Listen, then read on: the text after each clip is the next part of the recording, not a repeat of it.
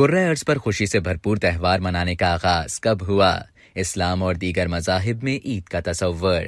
عید کا لفظ 3 حروف پر مشتمل ہے اور اس کے لفظی اور اصطلاحی معنی بھی 3 ہیں۔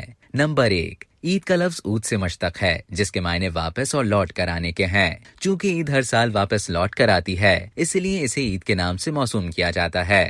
نمبر 2، عید کے دوسرے معنی توجہ کرنے کے ہیں، چونکہ عید کے دن اللہ تعالیٰ اپنے عاجز و بے بس بندوں پر رمضان المبارک میں کی گئی عبادات اور نیک اعمال پر رحم و کرم فرماتا ہے، انہیں اعزاز و اکرام سے نوازتا ہے۔ اس لیے اللہ عز و جل کی خاص عنایات، فضل و کرم اور خصوصی توجہ کی وجہ سے اسے عید کہا جاتا ہے۔ نمبر 3، عید کے لفظی معنی مسرت و انبساط کے بھی ہیں، چونکہ اس روز سعید اہل ایمان جشن مسرت مناتے اور خوشی کا اظہار کرتے ہیں، لہٰذا محاورتاً اسے عید کہا جاتا ہے۔ تاریخی روایات کے مطابق کرۂ ارض پر جشن مسرت یا خوشی سے بھرپور تہوار منانے کا آغاز اس روز ہوا جس دن حضرت آدم علیہ السلام کی بارگاہ الہی میں توبہ قبول ہوئی۔ گویا یہ دنیا کی پہلی عید تھی جو اس خوشی میں منائی گئی۔ دوسری عید یا یوم مسرت اس وقت منایا گیا جب حضرت نوح علیہ السلام اور ان کی امت کو طوفان سے نجات ملی۔ حضرت ابراہیم خلیل اللہ پر جب آتش نمرود گلزار بنی، اس روز کی مناسبت سے ان کی امت عید منایا کرتی تھی۔ جس روز حضرت یونس علیہ السلام کو مچھلی کے پیٹ سے نجات ملی وہ ان کی امت کا یوم عید بنا۔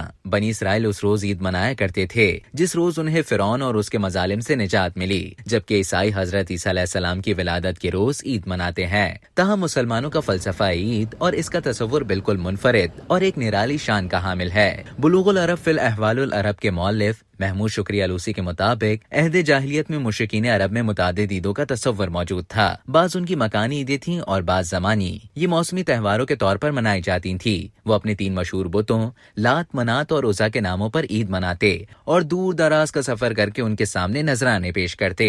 ان تینوں بتوں میں سے ہر بت کسی نہ کسی شہر کے لیے مخصوص تھا، جیسے لات اہل طائف کا بت تھا، عزا اہل مکہ کا اور منات اہل مدینہ کے لیے تھا۔ ان تینوں بتوں کے پاس جمع ہونے اور تہوار منانے کے لیے عربوں نے سال میں مخصوص ایام اور موسم مقرر کر رکھے تھے، جبکہ عربوں کی زمانی عیدیں کسی خاص تاریخی واقعے، جنگ میں فتح یابی، دشمن پر غلبہ پانے کے حوالے سے خوشی، تفریح اور میلوں وغیرہ کے لیے مخصوص ہوتی تھی۔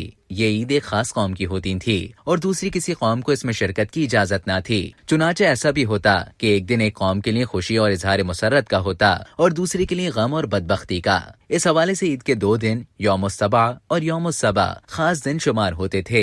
ایران کے مجوسی نیروز یا نوروز کے نام سے عید مناتے ہیں۔ یہ ان کا سب سے بڑا پرمسرت مذہبی تہوار ہے۔ ان کا عید کا دوسرا دن مہرجان ہے۔ مورخین کا خیال ہے کہ اہل ایران نے نوروز کا دن مہرجان کے دن سے 2500 سال قبل منانا شروع کیا تھا۔ ان دونوں تہواروں کے موقع پر انہیں مشک، عنبر اور عود ہندی تحفتاً دی جاتی تھی اور نوروز کے دن وہ ایک دوسرے کو زعفران اور کافور بھی دیا کرتے تھے۔ ہندو مت میں دیوالی اور ہولی 2 مقدس تہوار ہیں۔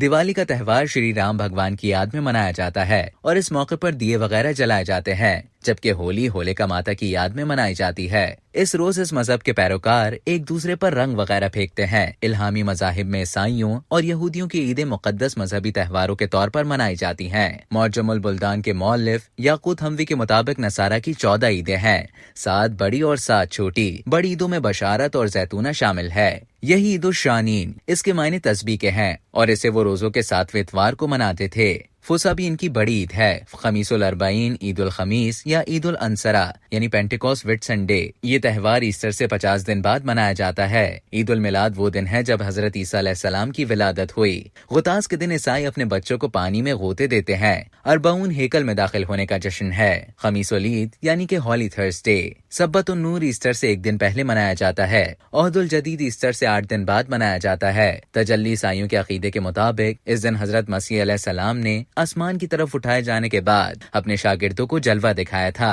عید الصلیب بھی ان کا مقدس مذہبی تہوار اور عید کا دن ہے۔ یاقوت حموی کے مطابق یہودیوں کی 5 عیدیں ہیں جن کا ذکر تورات میں آیا ہے اور وہ اس طرح ہیں۔